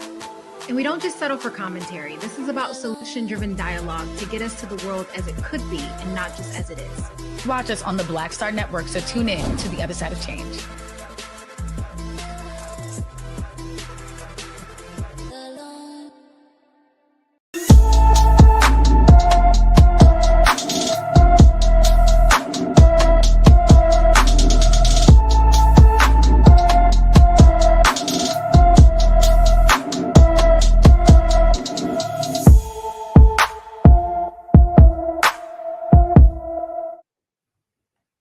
Folks, Yolanda Mitchell left her Enterprise, Alabama home on January 29th. The 18-year-old is 5 feet 6 inches tall, weighs 170 pounds, with black hair and brown eyes. She was last seen wearing black pajama pants, blue and white tie-dye tank top, with her hair in box dreads and a high bun. Anyone with information about Yolanda Mitchell should call the Enterprise, Alabama Police Department at 334-347-2222, 334-347-2222. All right, folks. The Trump cabinet is a mix of, frankly, nutcase, crazy, deranged people. Earlier today, Republicans confirmed, of course, Tulsi Gabbard as the next director of national intelligence. The only Republican who had the guts to vote against her, a former minority leader, Mitch McConnell. Isn't that amazing? He also voted against some of the other people. But the rest of the Republicans had no guts in voting against the Putin-Assad lover. Now, one of the folks that got confirmed was Trump's Attorney General Pam Bondi. If you want to talk about an airhead, here you go. So that airhead stood next to the other airhead, his press secretary. And if you want to hear one of the most crazy, stumbling, bumbling, stupid news conferences, they came out to announce they're going to be suing New York State officials over the issue of immigration. Watch this train wreck. We're here today because we have filed charges against the state of New York. We have filed charges against Kathy Hochul. We have filed charges against Letitia James and Mark Schroeder, who is with DMV. This is a new DOJ, and we are taking steps to protect Americans American citizens, and angel moms, like the mom standing right behind me, who you're going to hear from in a moment. New York has chosen to prioritize illegal aliens over American citizens. It stops today. As you know, we sued Illinois, and New York didn't listen. So now you're next. Millions of illegal aliens with violent records have flooded into our communities, bringing violence and deadly drugs with them. With me today, I'm so proud to be joined by Tammy Nobles. Tammy is an angel mom. Her beautiful daughter, Kayla Hamilton, was murdered by an MS-13 member in 2022. Kayla had just turned 20 years old, and she was raped and murdered by someone who should not have been in our country. Yet, he was released, flown to Maryland, where he committed this violent murder. I just want you to hear from, Tammy. Tammy represents not only herself and her family, but all of the great angel moms around this country who have suffered because of what the Biden administration did, and it is over.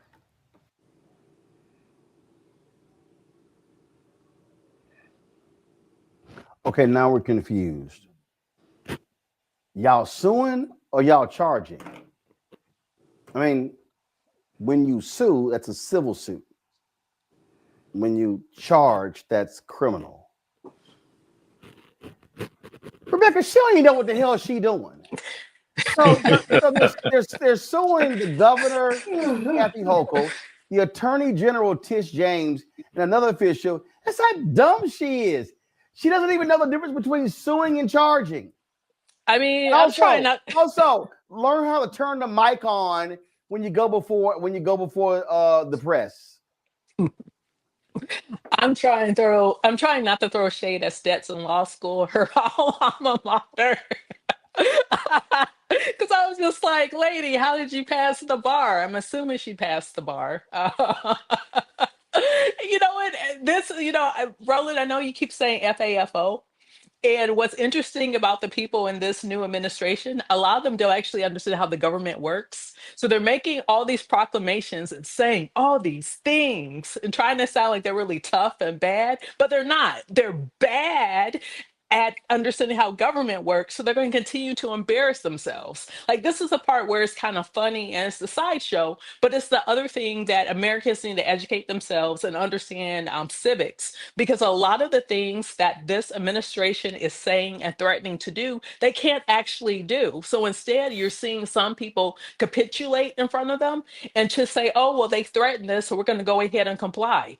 Don't comply. Because most of the actions that they've taken over the last 22, 23 days actually don't hold legal weight, in my opinion. So, it's, if I was going to do a fight between Pam Bondi, a legal fight between Pam Bondi and Tish James, my money is on her every single day of the week.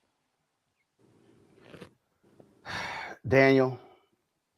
What do you want me to say, Roland? We just watched the same thing. I'm trying to figure out what we are witnessing and how we have normalized this type of behavior. Look, the only thing that I'll add to that is this is exactly why we need to make sure our HBCUs and all of our institutions focus on getting folks in the law school. If we can put someone like that up as an attorney general that can't not only articulate the rule of law, but puts out these vague threats and talks tough into the camera, I don't know what it's. I mean, look, this it's not funny anymore, right? I mean, we're at a point where we're seeing these individuals that are not qualified for the jobs, that are saying things recklessly, that are not following the rule of law. These are the same people that argue the Constitution. These are the same individuals that are about law and order. These are the same individuals that every time something happens, they're actually going into quote unquote democratic cities and they're pointing fingers when the reality is they don't know the very law they're trying to argue upon. And that's a reflection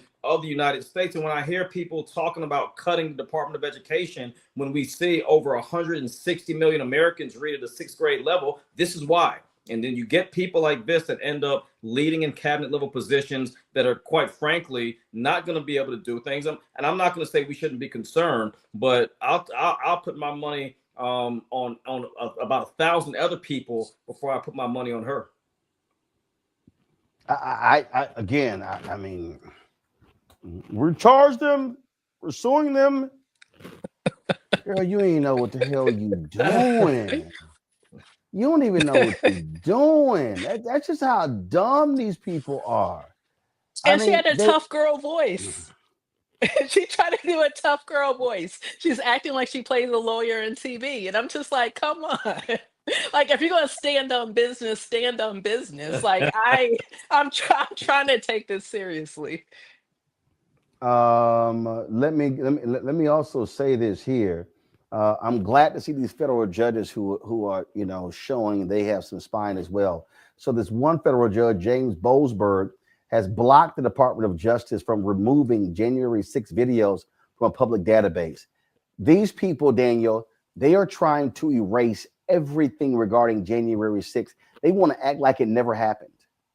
Yeah, and look, we saw this fight years ago. You know, for some of your viewers, they might not know I've worked with Bernice King for about 3.5 years prior to serving the Biden administration. Have loved and supported the King family for a long time. And look, when they were talking about taking the I Have a Dream speech out of states like Texas, when they were attacking things under the auspices of CRT, we're now seeing that they want to rewrite a history they never wanted to talk about to begin with. And these individuals that are pushing and fighting and doing everything they can to erase something that we clearly saw with our eyes, which we witnessed. And if we got the tape, you can go back and listen to every Republican that said this is where the line stops. Everybody from Lindsey Graham to Mitch McConnell, all of them said the same thing, but then all of a sudden moonwalked 3 months after, and all of a sudden they can do no wrong. And then we see the largest heist in history, where you literally open a prison and release over 1,600 individuals that were convicted, that were charged. These are the areas that we're not focused on. And it's not only worrisome, but a generation is watching. We're literally watching the dismantling of everything we say we stand for. Rebecca.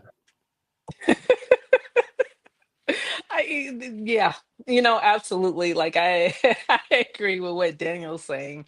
Like, you know, I owe it to say for everyone, we're going to have to buckle up over the next few years. I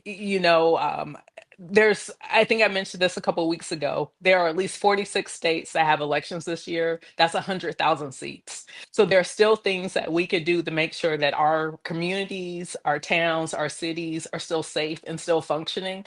But what's unfortunate is largely we're not going to be able to rely on the federal government over the next few years. No, that is certainly the case. Let's do this here. Oh, first of all, let me go. I'm gonna stand up. So if y'all want to get one of these shirts, see, y'all know we don't play around. So I had to go ahead and rock the shirt. Don't blame me. I voted for the black woman. So if y'all want one of these shirts, to see his deal though. When all this craziness keeps going, I don't look at me. I had nothing to do with it. I voted for the black woman.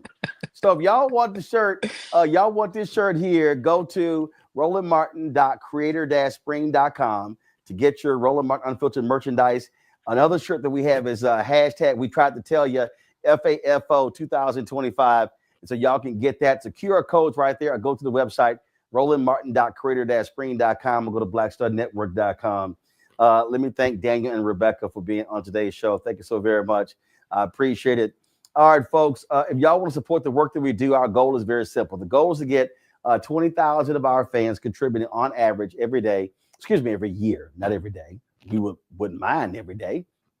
20,000 of our supporters contributing on average $50 a year, which comes out to $4.19 a month, 13 cents a day. Okay. We've had some 34,000 donors since we launched this show, September 4th, 2018. We appreciate all the things that our donors have done for us. And every Friday, of course, we run on the show, the end of the show, the list of all of those names. And so There are multiple ways you can contribute. And look, there are people who say, hey, I can't give $50, but they've given 25, 20, 15, 10, 5, even $1. We've had other people who said, you know what, I support your show. Here's 100, here's 200, 400, 500, 1,000. One lady sent in 10 $1,000 cashier's checks. We appreciate every dollar, and it goes to the show. It pays for our staff. It pays for our travel. It pays for our equipment, our live streaming equipment, everything it takes to be able to run this show. And understand, you're not just supporting this show. You're supporting Fulfill the Art and Joy of Balanced Living, Reverend Dr. Jackie Hood Martin. You're supporting Dr. Greg Carr Show with the Black Table. And tomorrow we are dropping a new show hosted by two millennials, another weekly show. Here is the preview. Hey y'all, welcome to The Other Side of Change, only on the Black Star Network and hosted by myself, Rhea Baker, and my good sis, Jamira Burley. We are just two millennial women tackling everything at the intersection of politics, gender, and pop culture. And we don't just settle for commentary. This is about solution-driven dialogue to get us to the world as it could be and not just as it is. Watch us on the Black Star Network, so tune in to The Other Side of Change.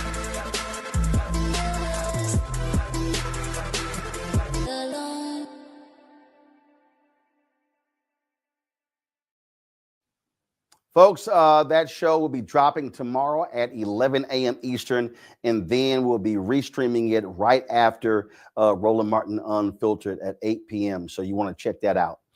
Again, if you want to support the work that we do, you want to support that new show. Again, it costs money. It costs money for producers. It costs money to pay the host. And so it all matters. And so you can use Cash App, okay? Cash App closed down all of our accounts, and so you can use the Stripe QR code to do that. And so it's right there. That's the QR code if you want to contribute via Cash App. So you can use the Stripe app. Click the Cash App pay button to contribute. You can also, of course, send your check and money order, P.O. Box 57196, Washington, D.C. 20037-0196. PayPal is paypal.me/R Martin Unfiltered. Venmo is venmo.com/RM Unfiltered. Zelle, Roland at RolandSMartin.com, Roland at RolandMartinUnfiltered.com. Download the Black Star Network app, Apple phone, Android phone, Apple TV, Android TV, Roku, Amazon Fire TV, Xbox One, Samsung Smart TV. Be sure to get a copy of my book, White Fear, How the Browning of America is Making White Folks Lose Their Minds, available at these stores. You can also, of course, get the audio version that I read right there on Audible. And don't forget, we want you to download the app Fanbase. That's right. It's great for creators. They have all sorts of features that I think you're really going to enjoy. If you like Instagram, guess what? You can post photos on here.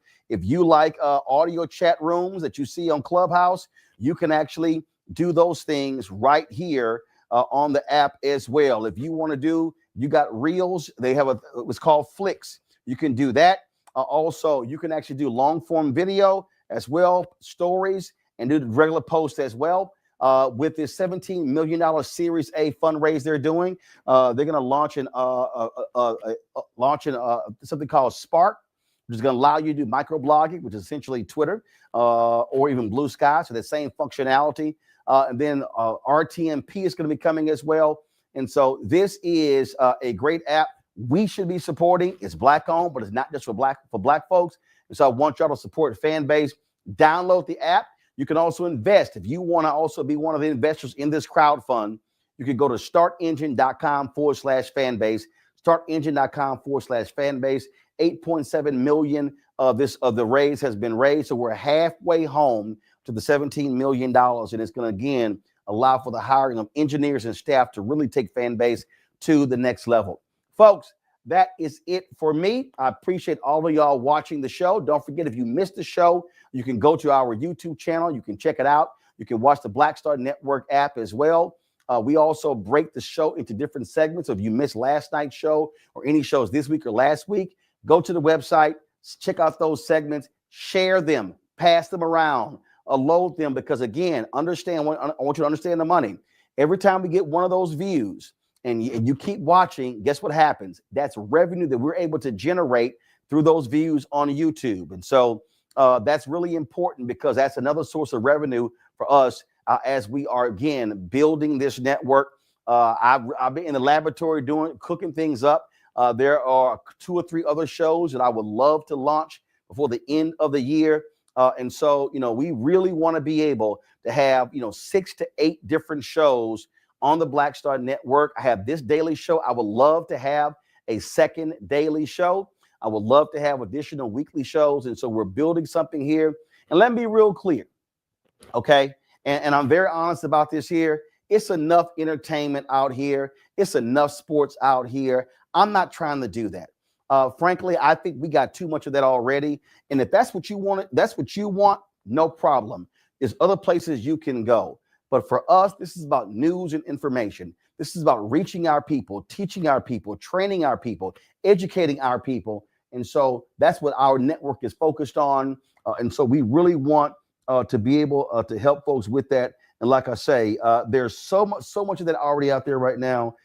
And what we need is we need information. We need to be informed. We need to be enlightened. We need to be educated. It's not just about laughing and giggling. So that's why I don't waste my time talking about no Real Housewife. I ain't talking about some reality show. I'm not talking about any of that stuff because it's enough of that already. Too many of us are walking around grossly ill-informed about what is happening in our cities, our states, this nation, and the world. And so that's what our focus here is at the Black Star Network. You two people, hit that like button because we want you to do that as well. And so again, we want you to do that. And at the end of the day, y'all, hey, we keeping it real, keeping it black, keeping it unfiltered. And that's why what it's about. We're black owned. We're 100% independent. I don't have anybody sitting here telling me what I can and cannot say. That independence is really important, especially in these times with these thugs in the White House. And so your support is greatly appreciated. Let me give it to you one more time. Cash App. If you want to give via Cash App, use the Stripe QR code. It's right there. If you're listening, go to blackstarnetwork.com. If you want to give, you check a money order, make sure you don't bounce. P.O. Box 57196, Washington, D.C., 20037-0196. PayPal is R Martin Unfiltered. Venmo is RM Unfiltered. Zelle, Roland at RolandSMartin.com. Roland at RolandMartinUnfiltered.com. That's it. I'll see you tomorrow right here on Roland Martin Unfiltered on the Black Star Network. Holla! Folks, Black Star Network is here. I'm real revolutionary right now. Support this man, Black Media. He makes sure that our stories are told. Thank you for being the voice of Black America, Roland. Stay black. I love y'all. All momentum we have now, we have to keep this going. The video looks phenomenal. See, there's a difference between Black Star Network and black-owned media and something like CNN. You can't be black-owned media and be scared. It's time to be smart. Bring your eyeballs home. You dig?